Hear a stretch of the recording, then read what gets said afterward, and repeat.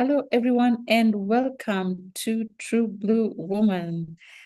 This is a community of noble, excellent, bold, virtuous women living a life of purpose, and we are gearing towards lifting each other up and pioneering and championing each other to be excellent in so many ways, right? So if you haven't already, please share and invite someone to the show. Today is going to be another day that we'll be talking about women's mental health.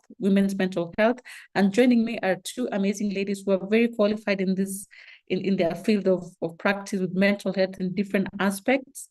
I'll be the host of the show, obviously, and I'm a licensed and a certified coach as well, with expertise in mentoring, coaching, and just different things that people deal with that they do not talk about. So we're going to be venturing into so many things today, and I want you to invite your friends, neighbors, family, friends, anybody you think and feel they're going to benefit with this, and just bring them on. Let them know that there is something great going on, a great discussion, wonderful women empowering each other and talking about women's mental health.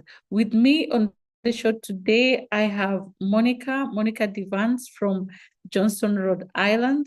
Monica Vance from Johnson, Rhode Island, and Sue Nganga from Dubai. Welcome, welcome, welcome, ladies. Thank you very much for joining me. Thank you, thank you, thank you. So, Monica, I'm going to start with you. Please introduce yourself. Yes, thank you so much for the welcome. Honored to be here. My name is Monica Vance, and I'm a mental health therapist. Specifically, I'm a licensed independent clinical social worker. I'm a writer, a speaker, and wear many hats, but those are the things that I do. Thank you very much, Monica. Sue, over to you.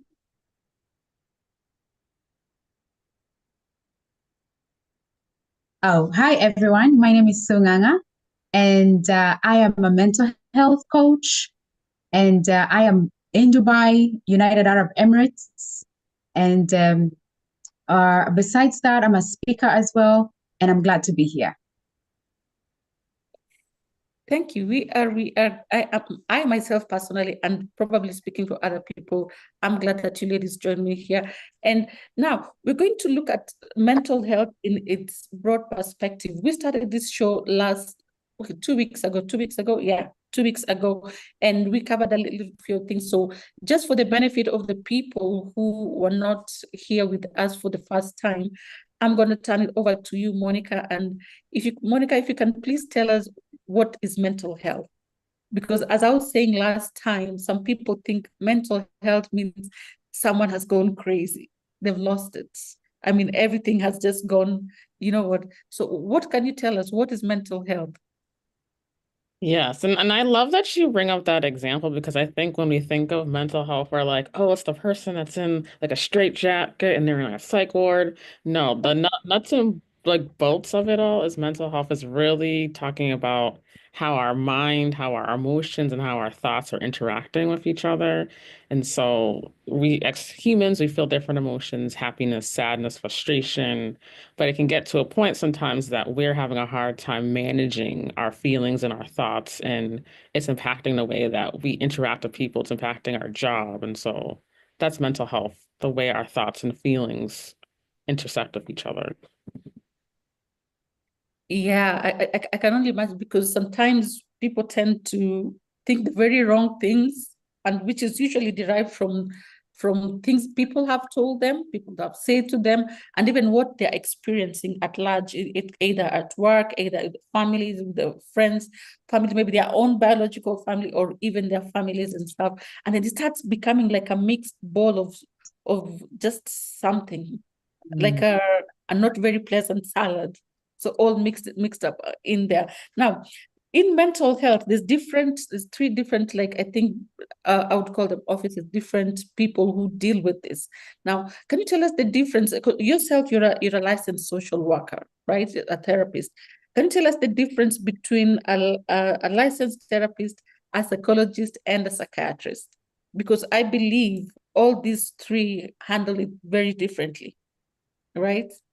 Yes, definitely. So I'll start with the clinical social worker and the psychologist. They both provide counseling or therapy, and therapy is just being in like a one-on-one, like whether in office or telehealth, talking about your thoughts and your feelings. But they both talk about do therapy, but they sort of look at it from different vantage points. So the way I was trained as a clinical social worker is that I look at the patient or client in their environment. So how they function in their family, how they function at school or at work or in society, and all the different barriers that can affect them, like homelessness, poverty, different societal pressures that can impact them, where the psychologist, yes, is counseling them and giving them a diagnosis, but is usually seeing them through the medical diagnosis.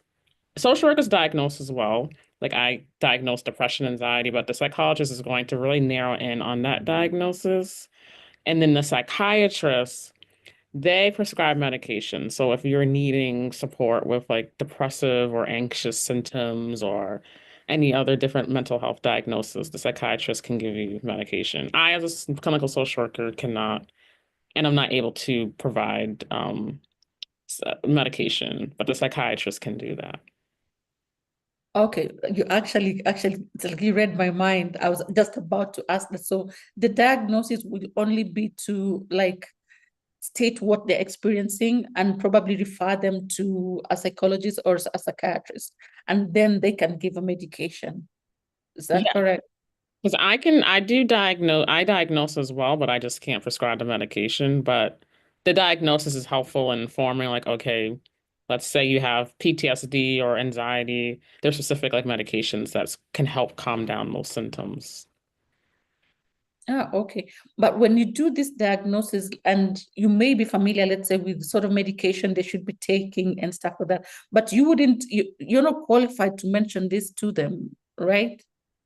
So what I do often in sessions is if a client is like really struggling, I'll suggest, because I work in a health center too with other people who can prescribe, I'll say, are you interested in having a prescription for your mental health needs? But I specifically can't prescribe you that medication, but I can connect you to a doctor or a psych provider that can do that.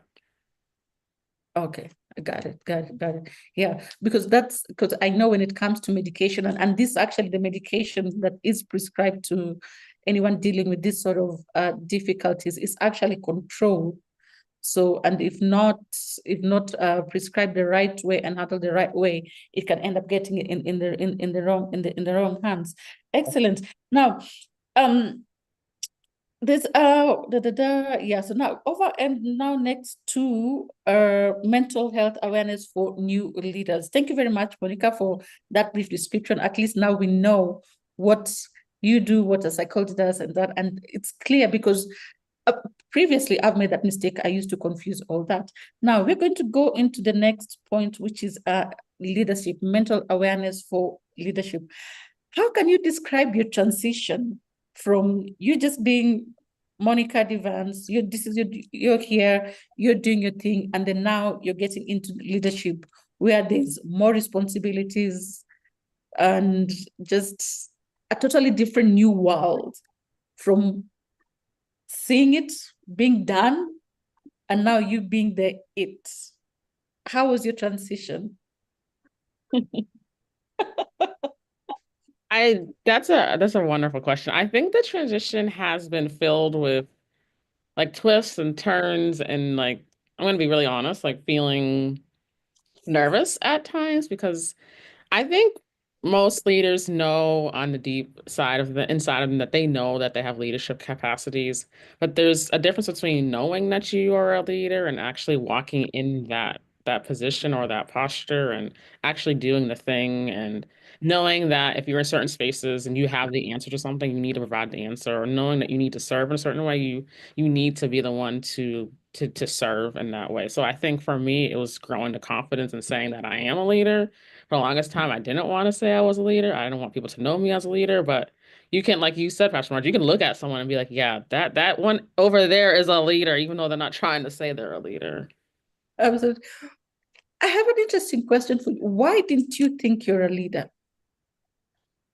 I saw leadership through a very narrow view, and I think I saw it through like people who wore certain titles, like for example, like at work, the CEO, the CFO, the this, the that. Yes, they're leaders and they're in the C-suite, the so-called C-suite, but you don't have to wear all these different titles to be called a leader. Like I'm a mental health leader. I'm a leader Absolutely. in the writers community. Like you can be a leader without the title. Oh yeah, absolutely. Yeah. So you getting into this world and now accepting, okay, I'm the leader now. There must have been increased pressure and demands. What was the pressure and demands that probably you'd go back home and think, oh my goodness, what did I get myself into? The pressure is balancing things and staying focused because as a leader and a creative, I'm someone that generally will try to juggle a lot of things. And I think it's just learning to have a team, learning to delegate things, and learning that there are just some things that you should not be doing. It's not your wheelhouse. So learning to delegate and to not be super busy to the point that I'm not functioning well. So during this time, I believe there must have been just a lot of emotions going through. How did you take care of your mental health? Because the pressures and the demands and assuming a new role and again, like you say, not thinking that you are it. A lot of things must have been going on through your mind. How did you take care of your mental health? Yeah, so for me, doing things outside of the leadership abilities or the out of work or whatever setting I'm in, doing things that nourish me, such as reading, such as writing, such as prayer, listening to music, making sure that I'm engaging in like self-care practices. Every leader should have something that they fall back on. We can't we can't do life alone. So making sure you have trusted people around you, and B, making sure you have some kind of like activity or hobby or interest that you can lean on that can nourish you. Yeah, it's basically something which is totally different from what you are doing and what you're handling, right? Because otherwise it's and in the first phases, like let's say the first couple of months, did you like go like all in, like it was just this and this and this? If it's not this, you're scared to get your hands off it. I think I because I'm thinking this kind of all happened last year. I feel like I kind of went all in kind of, and then I had to make sure I narrowed myself down a little bit. Because I think I was talking to someone about this. I think when you're a creative leader, your mind is all over, oh, I can do this, I can do that. You have all these different abilities, and that's great. But you need to, at certain points, just focus a little bit on one thing. And as you do the one thing, then the one thing will spiral into many things. So, yeah, I just had to learn to focus. So for any, let's say there's definitely a new leader or someone assuming the leadership role currently, or even thinking about it right now. What advice would you give to them? What would you advise them to do before getting there? Let's go about it before getting there. It's not going to eliminate all the pressures and stuff, I know, but what advice would you give them before they get there, before they get to that point that now they're in that role of leadership? I would tell them this is going to sound really simple, but to really know who you are as a person, know your strengths, know what you can handle, what you can't handle, and not compare yourself to people. I think, yes, leaders can have titles, but leaders don't have to have titles, and there are different kinds of leaders. And realizing how you function as a leader might be different from how someone else is. I think imposter syndrome and comparison and competition are big traps in the leadership sort of industry. So making sure that you don't compare yourself to other people and knowing who you are. Yeah, that comparison, because there's something I always say, leadership is not a one glove fits all. It's very different and for everybody, and it's very dynamic.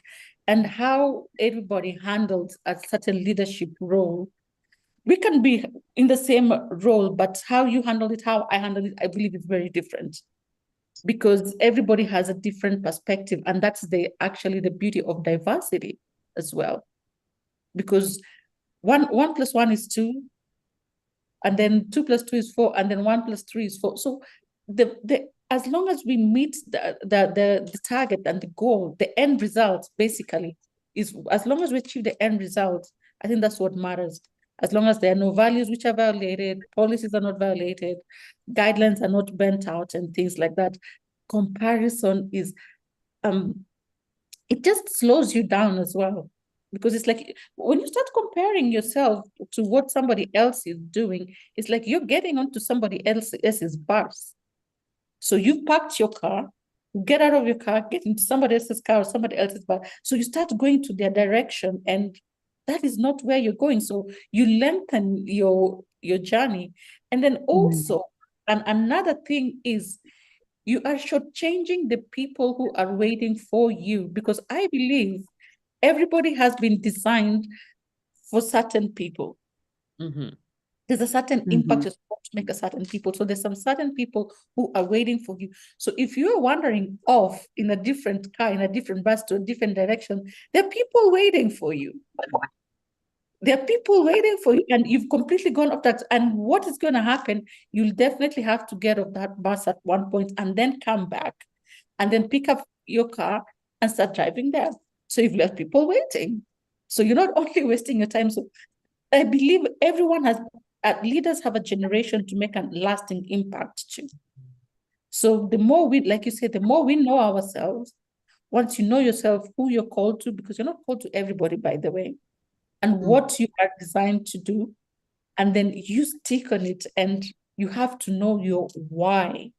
Why am I doing this? Which will help actually making the right decisions, right? And so let's talk about support during the your whatever your initial phases. What sort of support would you recommend to any new leaders, or even people who are still in the leadership? Because you see, it's infinite. It doesn't, once you get there, it doesn't mean I'm here, I'm right now, I know everything, that's it.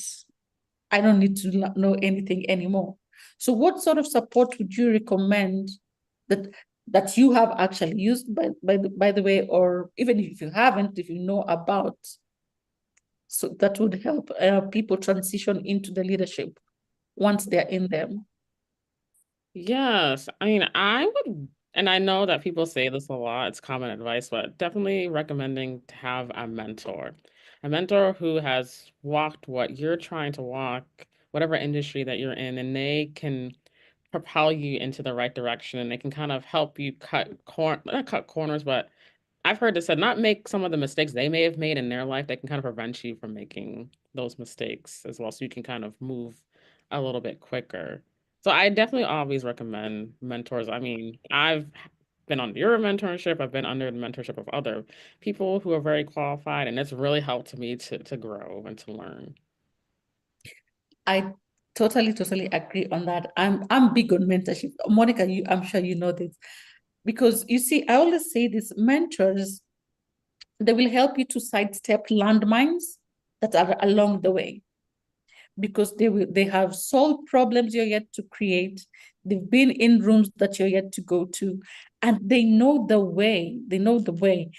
And another very important thing when people are choosing a mentor is you've got to qualify them. We talked about this as well last time. You've got to qualify your mentors, because I see it a lot of times that people go online, and just because somebody has very many followers, automatically they become somebody's mentor. I'm not saying people can have a virtual mentor, but you need to qualify the person who you are listening to, because it's going to determine the direction that you're going to go. That's right. Are they qualified in that area? Do they have any receipts to show that they're well versed in this area? Do they have knowledge of that?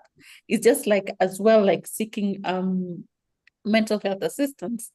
I mean, anybody can say, I can help you out with this. Well-meaning people, I'm not saying they mean any harm, but they think but are they qualified in that area? Because that is actually very, very important, because otherwise, if you get the wrong mentor in leadership, now that is when you can come out of there highly incompetent with mixed things in your mind that you don't even know about. And then with mentorship as well, I also say you've got to know when to let go of that mentor. Letting go of mentors, because sometimes you have expired mentors because they're supposed to be there with you for a certain period of time until you get to the next. It doesn't mean that that's all about mentorship. Then you've got to look for another mentor because you're not going to have them for an entire lifetime. But it's qualifying them, making sure that they do have the expertise in the area that they're saying. I mean, look at reviews, go online, look. The world has made it very easy for us right now to look people up and to see what they're doing, where they've been, things are there one way or another, website, Facebook, LinkedIn, name it, reviews, people who have associated with them. That way you can actually, because mentors need to be qualified. And again, you look at who are their mentors as well. Because every mentor has to have a mentor. You can't just say you're not accountable to someone, you're not reporting to someone, then you'll be going in the right direction. And again, I always repeat this statement all the time. Whoever has your ear has your future. So you don't want someone who's going to take you on a wrong tangent, that you're going to have absolutely no knowledge of what you're doing and just go to lengthen your journey. Qualify your mentors. Right. Burnout, Monica. Did you experience any burnout, or what actually happened? Yeah. Your face. Much burnout, yes. In terms of what happened, so burnout is very sneaky because it's very subtle. I just noticed I had become extremely exhausted to the point where I just didn't want to be bothered with anybody, wasn't motivated. I don't know how to say it. I'm just kind of sick of everybody. And that's not like me because I'm quite ambiverted. Like I like to be around people, I like to socialize and get to know people. But I just wanted to like hide somewhere underneath a rock. I was extremely exhausted and tearful all the time.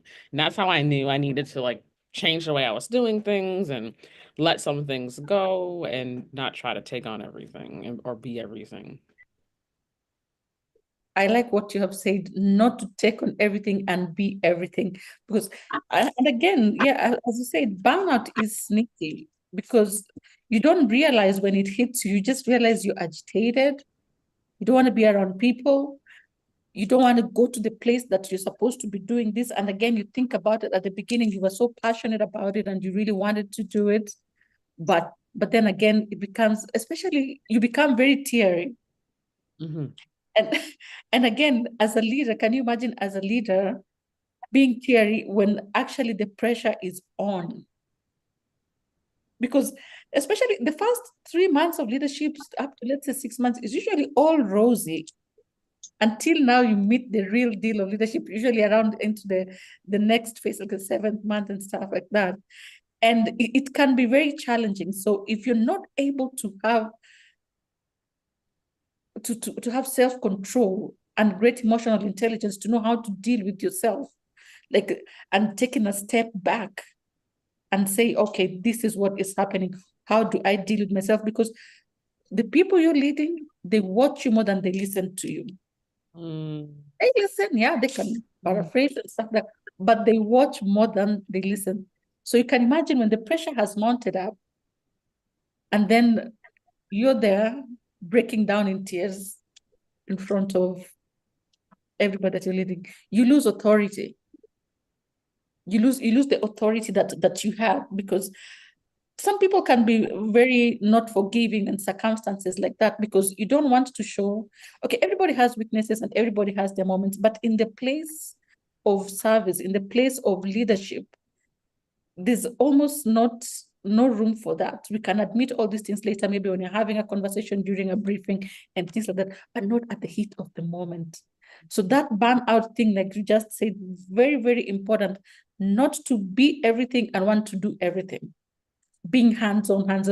And this is where the gift of delegation, which I did struggle with this for a very long time. I still do. It's, to be honest, it's a work in progress because I'm engineered to do everything for myself. Okay.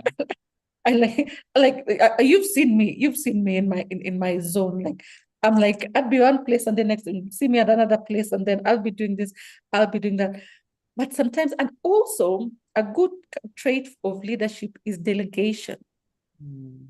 That builds trust with the people and it will help with that burnout because when I remember, if I look back, Sue can attest to this, like in aviation, in the leadership, there are times that it can actually get very, very trying, very challenging. So if you're not good at delegation, you'll burn out.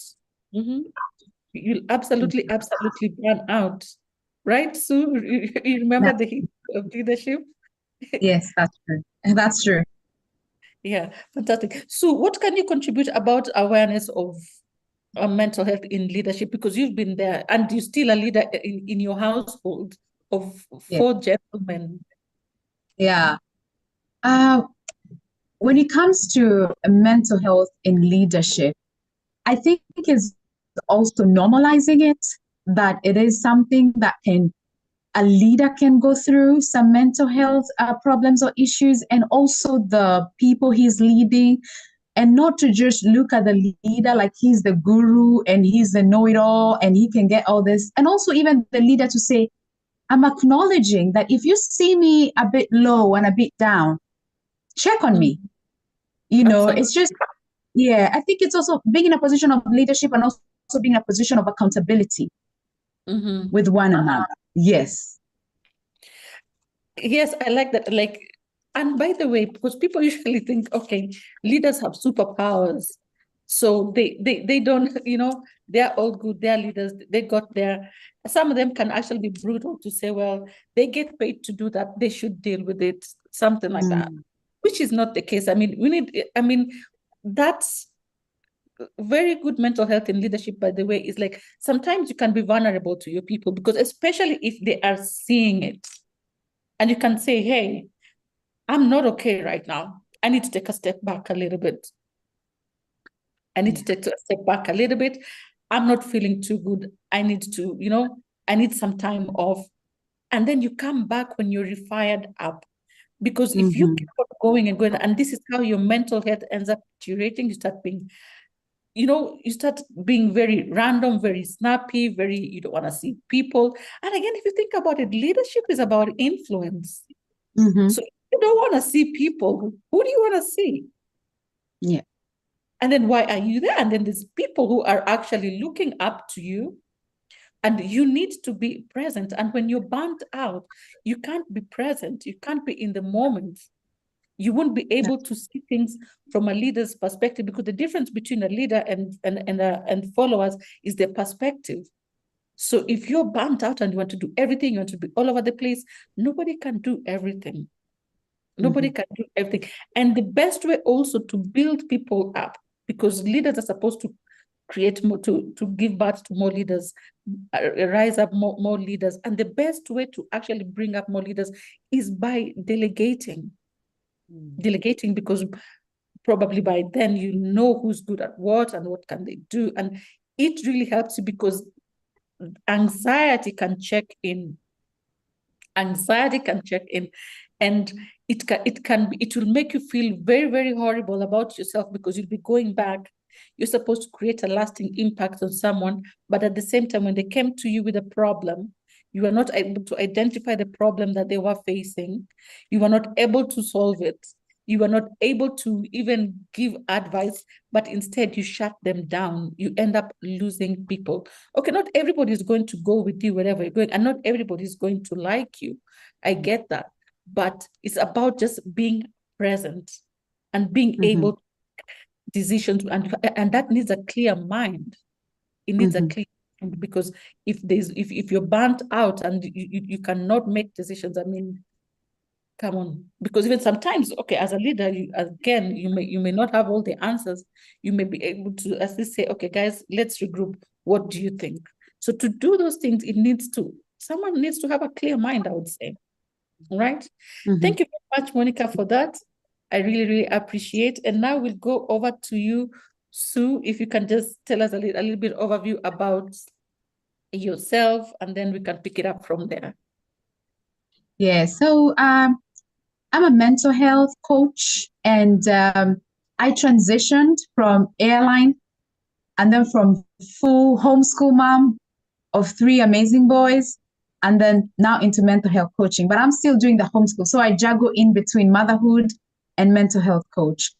And to me, with mental health, the coaching part, what is the difference with a mental health coach and a mental health counselor is that once you will be seeing a mental health counselor or you'll be doing any other therapy, and I walk alongside you. I am your support. I am your guide. Yes, I am your guide. I am like sort of your sounding board. And there are things you run through me before you run through to the therapist, and they can guide you on how to go through. But as a coach, we can look at, a therapist could look at ways from behind what caused the mental health issue. And as a coach, I could pick you up from once you've understood, once you're aware, and how can we move forward? Oh, nice. Wow, thank you. Mm-hmm. I can imagine that transitioning. It how did you was it challenging to transition from the flying into the world of coaching and mentorship and stuff? I think it was in a way, yes, there was the challenges of the environment was different, but I think because I knew what I wanted to do, especially from flying to motherhood, I didn't know what I was getting myself into, but I knew what I wanted. So that's where it was. And then with mental health, I really had a passion, and I still have a passion to serve people. And my mom was diagnosed with mental health. And in Africa, it's a stigma. Mm-hmm. Like, is she, even me, when she told me that they have prescribed me and I'm depressed, I'm like, who gets depressed? No way. Like, what do they mean? Are you like, to me, it was like, are you crazy? Like, what is depression? What is this? What is mental health anyway? You know, are we going to take you to rehab or something? Like, what's happening? I was clueless. So, and just to support her, I went into the quest of mental health. And because she would tell me something and I would be like, nah, you just look at the bright side of everything. You're good. And I realized we're not talking to each other because I'm just over talking her and I'm not walking the journey with her. So once I did it to walk the journey with her. And also now it has helped me walk the journey with other women of mental health. But the stigma is still there, especially in Africa. And even here in the UAE, the stigma is there. But just to know what is exactly is, like Monica said, it is not someone who's bonkers. It is the alignment of your emotions, of your physical, you know, also even your spiritual. How do they all align together? Because they will all affect your mental health. Yeah, yes. And I like what you said. We actually covered this in our very first show. It's the stigma about it. Because when someone comes, you just here in Africa, because especially in Africa, like, mental health, what is the past? Is she crazy? Are they picking papers in the streets? Are they wearing a sack? Exactly. You know, yeah. Are they cutting themselves? Are they whatever in cutting up bottles and carrying bags of trash on their back? Is that what they think if they're depressed? Now, the very interesting thing is people get depressed and they do not even know. They have no idea it's actually happening because of the stigma about it. And then there's nobody to talk about whatever they're feeling, whatever is going on. So by the time somebody comes to realize, hey, I think this person is not okay, something is wrong. By the time people are coming to realize that, they've gone deep in, it's so deep. It's so deep, and you're like, and then now you start wondering, okay, why didn't they talk to us? Why didn't they say something? Because people have that fear of being judged. So that, and then again, the resources, the support, it is not known about, especially in Africa. Now a lot of places are coming up, etc., etc. But people don't talk about it because they don't know if they're going to get the support, the right support. They don't want to be talked about. This is the number one thing, what I hear a lot of my mentees who probably are going through a certain situation, they do not want to be talked about. So the confidentiality. So that's usually you find that somebody was depressed and then they went to talk to a friend, and then the friend ended up talking to a friend who's a friend. So now you see that is how then people end up having talked about something they're going through, and then you find out, oh, they were okay one moment, and then somebody has just offed themselves and committed suicide. Why? Because now is that embarrassment. Because now this is going back to what I was saying.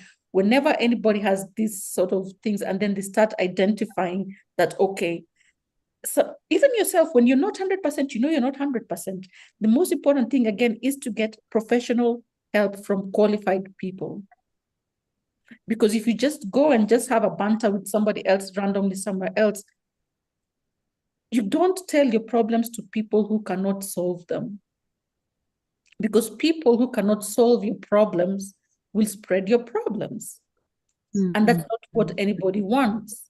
Because a lot of people cannot deal and do not want to deal with something that they spoke to someone in confidentiality. This is what is happening.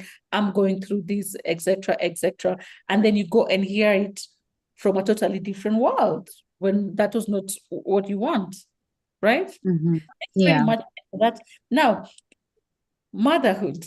Tell us about maternal mental health, because you've been mom ×3, homeschooling. Oh my God, all those things. What can you tell us about maternal mental health?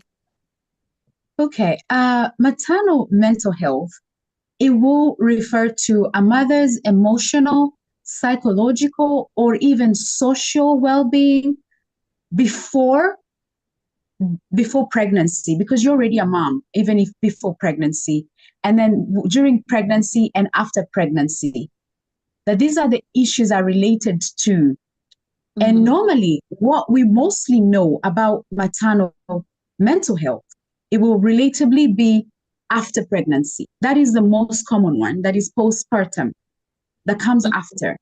So, but during pregnancy and also pre-pregnancy, people would go through a lot, because some people do not conceive as quick as they hope they will.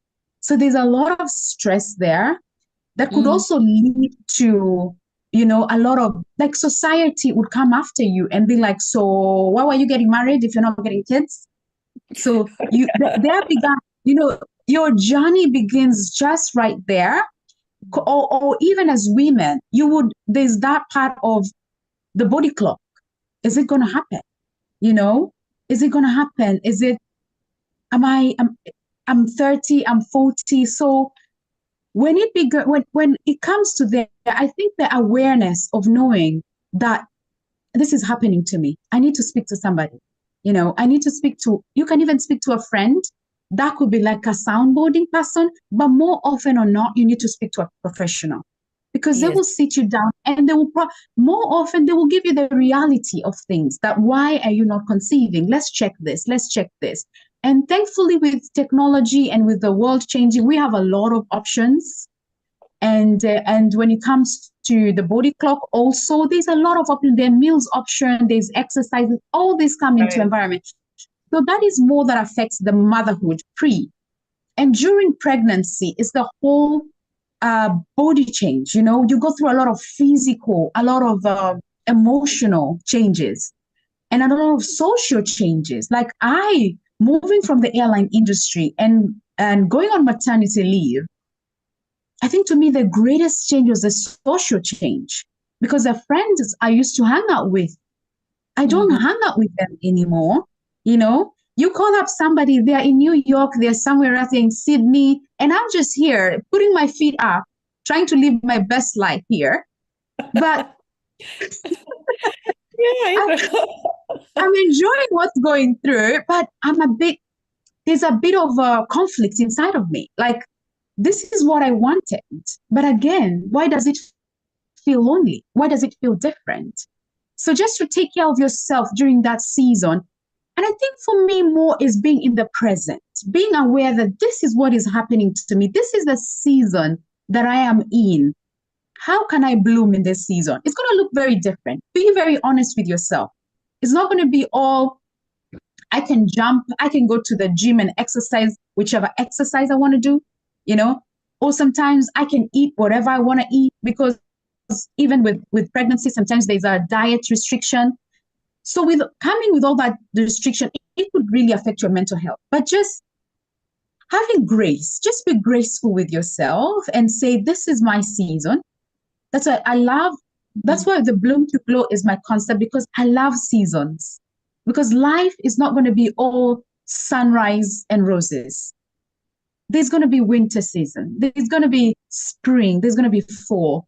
So however you want to look at this pregnancy, for me, it felt like a winter season where I was just incubating myself and getting some warmth to bring up the baby. So the season and understanding it and being okay with it, that this is what's happening. And then after, there's the postpartum depression. That could, not all people get it, and also other people get it in different dimensions and different level, but that could affect our mental health as mothers when it happens, like after the birth. So that is the maternal mental health spectrum, like in before, during, and after. After. Wow, Mhm. very, very complicated. And I like what you say. You need to be present and experience it as a season.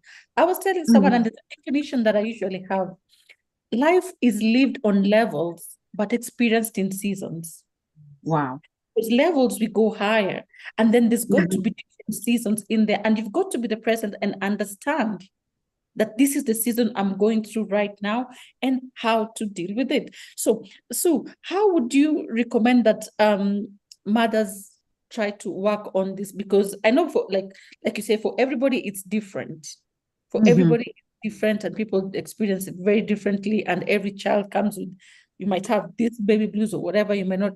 How would you recommend that mothers to be prepared themselves for this before, during, and after seasons?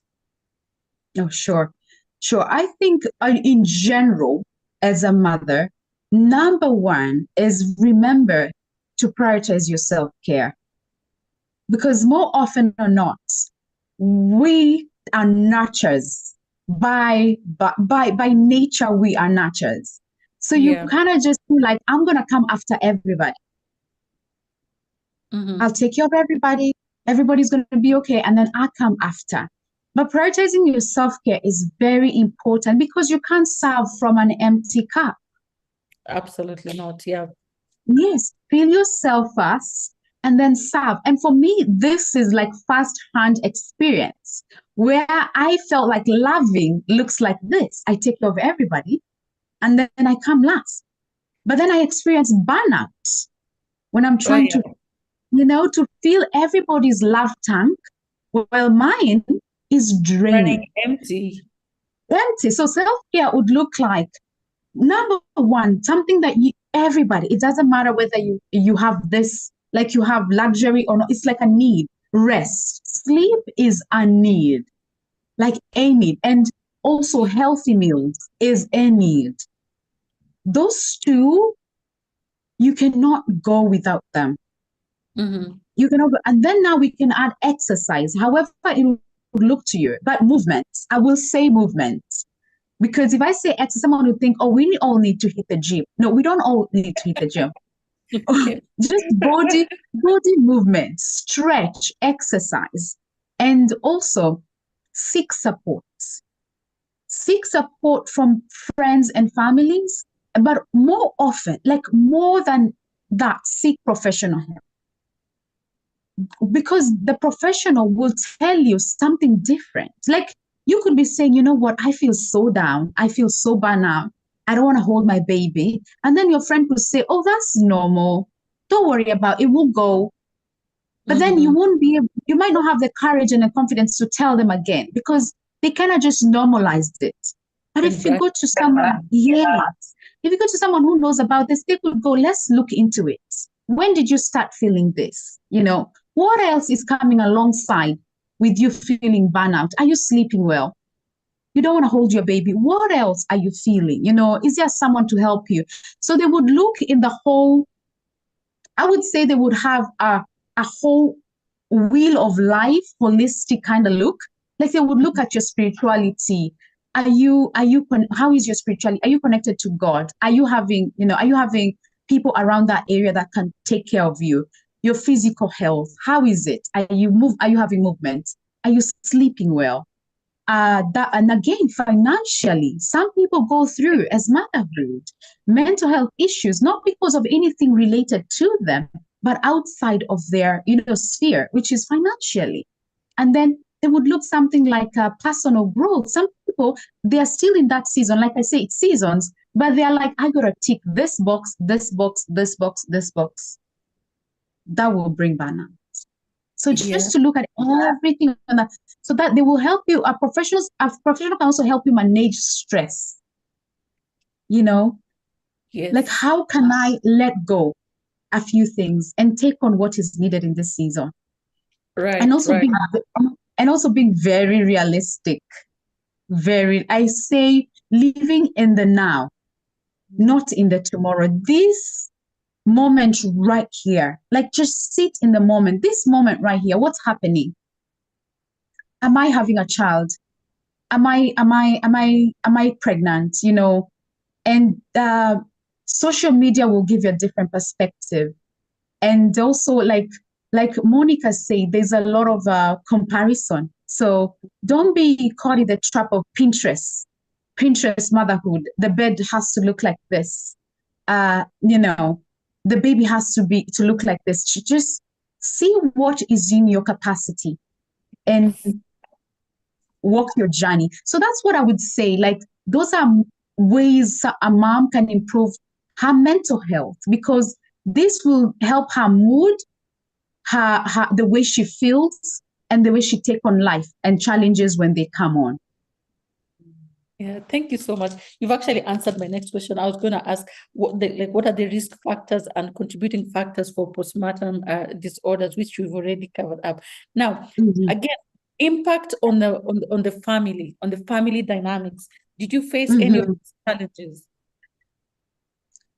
Yes. It was the impact on the family dynamic was, remember, I have stopped flying. Like, I am not working. I am a stay-at-home mom, and my husband is flying. And so there was like, we were not in the same level. So we had to sit down and say, how does this look like? How does it look like to us? So some people is life, they go back to, even for a mom who goes back to work, it still affects the family, because she will be having two roles now to play, a mom and a working mom. So how does that look like? And I think it's just sitting down and saying, it's going to look like this for me. It's going to look like this for us. And if maybe you see other moms are going for morning coffees, you're like, it doesn't look like that to me right now, because that morning coffee will bring me extra stress, not settling into my zone where I am.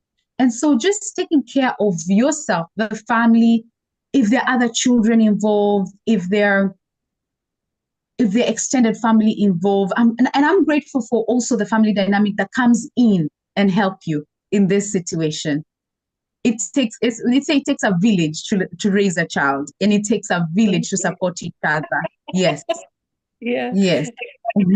Yes, I like that. And again, this is actually the purpose of this community, because this is a community that's a movement that we're starting on here, that to support each other and, just be there for one another. Because, and especially like being there and having experienced it and lived it, I mean, I think it really, really goes a long way. Now, you left flying, stay-at-home mom. Now you have these kids, handle them very, very well. Now you transition now into a startup mom, bloom to glow. Yes. How did that go when you decided finally, you know what, this bird needs to fly? Yes. So yeah, it's sort of like analogy where I was sitting, it's like sitting on the nest. That's what we were talking before. And you ask yourself, for how long am I going to sit on this nest? Like, isn't it time to just try the flying bit of it? I might just quick and, fall and get up and fall and get up. But I think for me, it was a mission. it was a mission. And my wake-up call was probably my mom. Mm-hmm. And when I went into the quest of understanding mental health and life coaching, I realized, like you said, when you take off, when you're in someone else's bus, you have to come back into your car because there are people waiting for you. Oh, yes. Yes. I realized it was a moment of stepping out in obedience to the call of God on my life because there are people waiting for me, and to use my voice as a tool. Absolutely. Yes, as a tool to reach out and say one thing to someone who feels this is a stigma. Say one thing to a mom who feels I'm so shameful, I cannot do this. And also say to another mom or another woman who thinks I can't do this, say, you know what, start anyway. Mm-hmm. Start Yeah. anyway. It's never the Yes, right and time. it's never the right time, but start anyway and be graceful. Like I have just learned the journey of graceful to myself. It won't be, the delegating part has to be there, but it won't be all glam. And I'm No. sitting all and I'm talking, it will be stages by stage. And it comes with a lot of growth and a lot of mentorship, I've got a coach that I sit with and we go through, this is the stages of life. And yeah, I think I was just willing. I was willing to take on the mission and grow alongside my children as well. Oh, yeah, because absolutely. You actually, first of all, you have no choice because you've got to grow and Yes. because you need to take care of them. And again, just like you're saying, you need to find a coach, and because you get in there and then you're starting up this bloom to glow and you're thinking, what did I get myself into? This is actually what happened to me because I was actually setting up the Kingdom Leadership Academy, the one that I run, while I was just towards the end of leaving corporate, not corporate, basically towards leaving the airline. And it was difficult. It was difficult. And then the first month and second month, and I had all these ideas in my head of how I knew how many clients I was going to get. I had calculated, like, in a month, this is what I would have. In 2 months, this is what I'll be. This is where I'll be. So now when I stopped flying completely altogether, and then I was fully focusing on that, and I was part-time as a setting coach for our academy in the UK, but predominantly, for the most part, I was handling the Kingdom Leadership Academy. I didn't have any clients for 4 months. And I was like, what is this? I was like, what is this? And I go back and I look at it on my vision board, and I'm like thinking, this is not what it's supposed to look like. So now I went back to, I've got an amazing, outstanding mentor in the UK. He keeps a tab on you. And what I like about you, and I always tell people this, your mentor is not your friend. He can be friendly, but he's not your friend. If you want to get the best out of your mentor, especially when you're in the startup phases of your business, and having never done any setup of business, I was clueless. Everything that I had in my mind was just a phantom idea. So mentor, he really pushed me, by the way. He really pushed me out of the nest, threw me out there, and I was like, what is this? So I seek support, and I still do that till to date. It's never ending. We still have check-in moments, we still have sessions. Even tomorrow there's a session, it's a Sunday, but hey, as a startup, when you start running your own business, there's no Saturday, there's no Sunday, really. But just I like what you say. You need to have a mentor, because that transition now, when you start setting up and starting up, it looks very different from what you have in mind. It looks totally different. Very exciting though. And again, like what you were saying earlier on, just the aspect of manhood, you've got to live in that season and have to know first of all your why. Why did you start this up? Go back to the dream, go back and say, this is where I'm stuck. This is where, because I remember I think 2 weeks at one point, I was stuck. I completely had a mental block. I had no idea of what to do. I have a PA. We're trying to set up meetings. We're getting a venue with this, and I had no idea what to do. But for 2 weeks, every day, I think I used to sleep close to even 18 hours, which is highly abnormal. And I I can be very highly qualified when it comes to sleeping, but hey, I had to tell myself, well, this doesn't seem right. This because now it was getting to me, and it was becoming a little bit unhealthy. So now that's the importance of having a coach on that one. Yeah. So now startup anxiety. What's that? How did you deal with your anxiety setting up Bloom to Glow? Because and I had very serious anxiety. Oh, wow. I think the startup, for me, I would say I probably started behind the shades. Like, I started in behind so much that before I came out. And it's not a badge of honor. I probably started behind because I was afraid, because the anxiety was behind the sheets, not in front. And so I think with that, it gave me a day-to-day step to step in and step out. I sort of did step in and step out, step in and step out until the why came in. Why are you doing this? But with the anxiety, I did reach out to a few friends who've started a business. And I said, how does this business startup go like? And someone just tells you the real, raw reality that it's not going to be 1 million followers tomorrow. Or it's not going to be call up, it's not going to be, like come here, speak about this tomorrow. It will take some time. And I'm grateful also because in the coaching business, because I'm in the coaching, I had to do a lot of mindset change. Like the anxiety was more not in the doing, but in the mindset and the perspective change, which I'm still doing it right now. And also the story I gave myself and the meaning. Like, am I going after a client, or am I setting up myself to a level where the clients will come to me? Right. So it was more, the anxiety was more to do with the shift other than the doing. I still have to do the doing. But if the doing comes not on the mindset shift, I find I'm running a marathon, like I'm running at a high speed, while I should be slowing down and asking myself questions like, how does it look to me in 6 months from now? And if I don't step out, how will that look like? Of course, I will not be living my purpose. I will be feeling, then comes back to shame and guilt on me. And then another question I would ask myself, how would it look like if I step out in 3 months from now? How will it look like? And then I would say, anxiety level will have gone down. I'll have showed up for myself, for my family, and for the women out there. So I think the why had to be big to shift.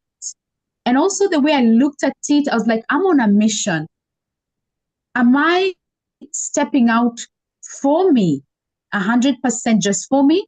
Or am I stepping out because this is a call of God on my life? So whether I wanted it or not, obedience took over the anxiety in a way. Great. To step out. I like that. Obedience. Yes. Absolutely. Because if you think about it, just back to what I was saying, there's people waiting. So you've got to obey the call, right? Thank you very much, Sue. Monica, what are your parting shots for today?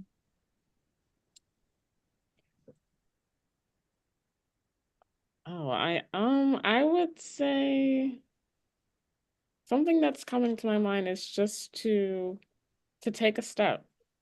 I'm kind of thinking about like what Sue was talking about with when we're talking about leadership, when we're talking about running a business, whatever dream or ambition you have as a woman leader, is taking like that one step towards the vision or towards the dream. And as you're doing that, making sure that you're taking care of your mental health too. Making sure that you're prioritizing yourself in the middle of the creation of the dream. Great, thank you. Sue, parting shots?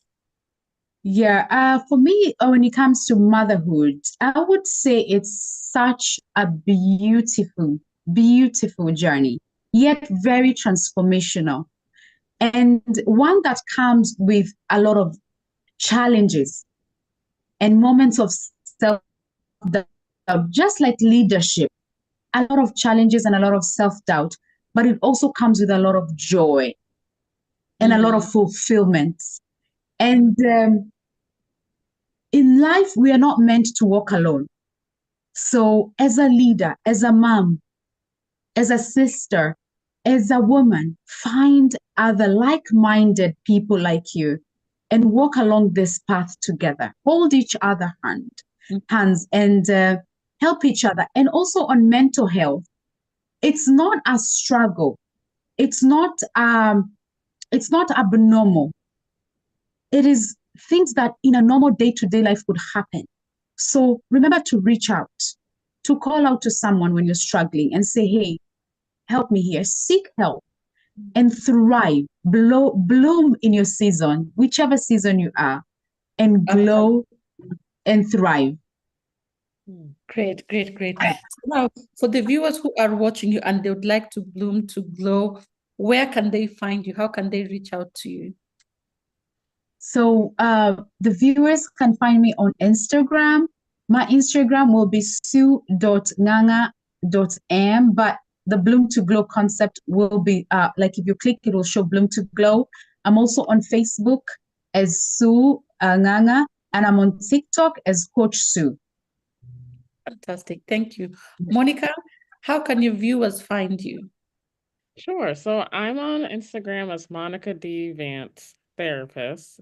And also I'm on Facebook as Monica D. Vance LICSW, on YouTube under the same name. And there's my website, monicadvance.com, if you want to find me there. Fantastic, fantastic. Thank you very much, ladies, for the amazing, amazing show. And I look forward to doing this again. And I believe our viewers have been blessed. Let us know in the comment section what you liked, what you learned. Let us know topics that you would like us to cover, because we are here to support each other. This is a community of noble, excellent, bold, virtuous women living a life of purpose to empower each other. Let us know what you even suggest the people you'd like to come on the show, and we can all have a discussion. There is really this is a free space. We build each other up, we empower each other up, we talk about even the most difficult things which are not aired out by people, and we can bring them out. Because remember, we're trying to cut down on the stigmas. We're trying to bring sanity back into the world, because there's quite a lot that is happening, and we're here to support each other. Once again, my name is Marjorie James. I've been your host for today, and thank you very much for joining. And still, you can share the broadcast to your friends, your neighbors, and anybody else, and they can enjoy it. And have a blessed weekend, and we'll see you again at another time for another amazing show of True Blue Woman. Thank you.